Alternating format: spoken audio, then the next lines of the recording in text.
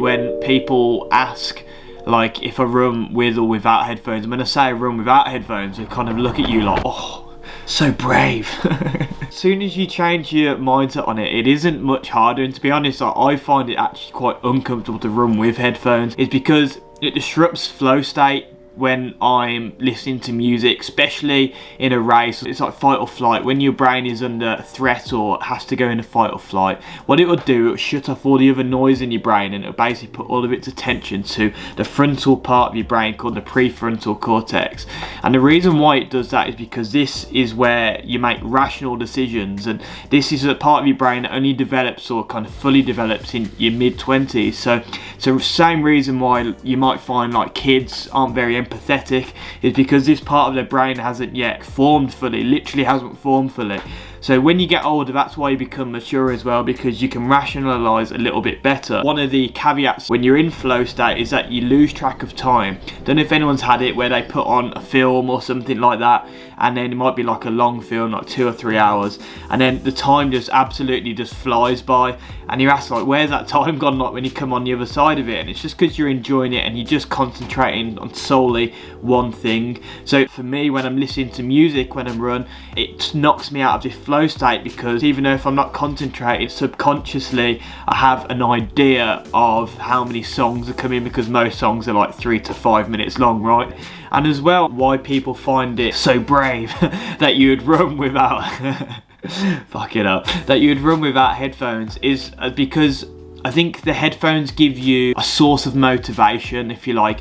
I always put this analogy in when I speak about this, but if you're in the gym and you're lifting some weights and you might be struggling, and then all of a sudden just kind of by chance on shuffle a song that motivates you, gets you pumped up, comes on, and then all of a sudden you can pump out an extra couple reps. So if we can strengthen our mind where we're getting motivation intrinsically rather than relying on extrinsic sources, i.e. music or a podcast or something potentially, that's gonna help get that motivation. If you can tap into that mindset and strengthen your mind, tell us your mind that we can run without music, then I just think it's gonna help you for when you go and run the race. So when I ran my marathon and my half marathon as well, I get in this mindset of it's very fight or flight, so much so that I can't actually eat a lot until probably like 3 or 4 hours after the race, because I think your body's in this kind of heightened state and you have a lot of adrenaline naturally, probably nerves as well, which triggers this intense concentration potentially. So on my half marathon and my marathon, I'd just purely be concentrating on pace and then making sure I'm getting my supplements in on time. So I set a notification on my watch saying like every 20 minutes, half an hour, whatever time I want to set, every 20 minutes I might have a gel or something along those lines. That's what I'm fully concentrating on, and it's a really immersive experience. It's this deep therapeutic process that makes you feel quite nice. So the third point is that the BPM of a song can actually dictate how fast you're running. So I don't know if anyone's ever had this, you're just listening to music and it's kind of like on shuffle, or you haven't got a particular playlist, and then naturally you find yourself kind of zoning out for a minute or two, and you've kind of picked up your pace or slowed it down based off what you're listening to. You know, if you're listening to Elton John, then it might slow you up a little bit, but then if you listen to some kind of grime track with the premise of my team's going to run your team down on your patch and we're going to, you know, win the duel, so to speak. You know, most grime tunes, well, the actual little thing, all grime tunes are at 140 BPM, so that's something for you to take into consideration. God, this guy's so wise. I listened to, or watched rather, a Netflix documentary basically explaining how humans are the only animals that can react and anticipate sounds. So like a dog, for example, they can only react sounds. Like if you clap, then they're going to be like, fucking hell, mate. Just chilling here. What are you doing that for? There is that meme of that dog dancing like a white girl at Notting Hill. White girl just twerking at Notting Hill.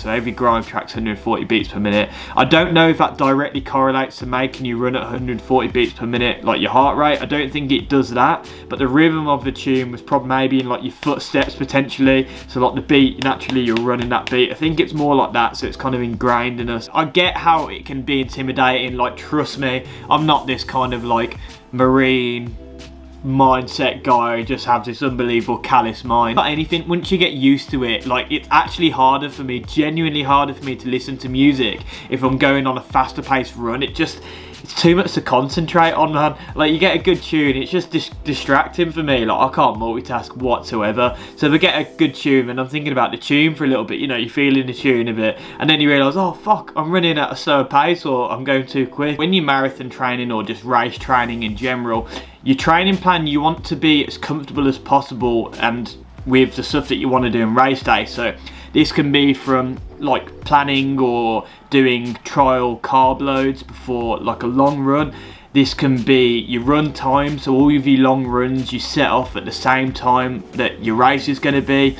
You're used to the running clothes, the running gear that you want to have on race day, so you don't want any new running clothes on race day. You're practicing with your supplements, so your race day supplements as well.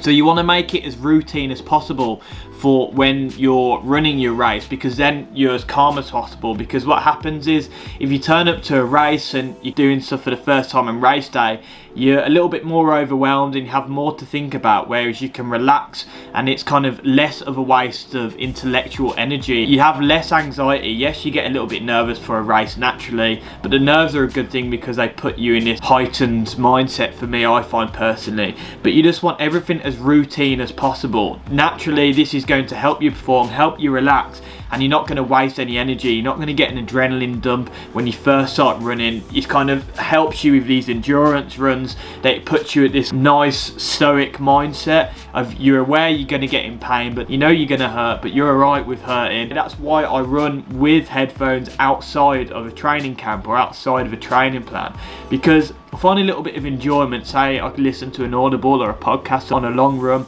which is something that I won't do on my training plan just naturally, because I want to stack the deck in my favour essentially. I just want to basically make sure that I've got everything, I've done everything that I can, I've worn my shoes in, I've got used to running without headphones, because I'm not going to be doing that in races. Some races won't even let you run with headphones.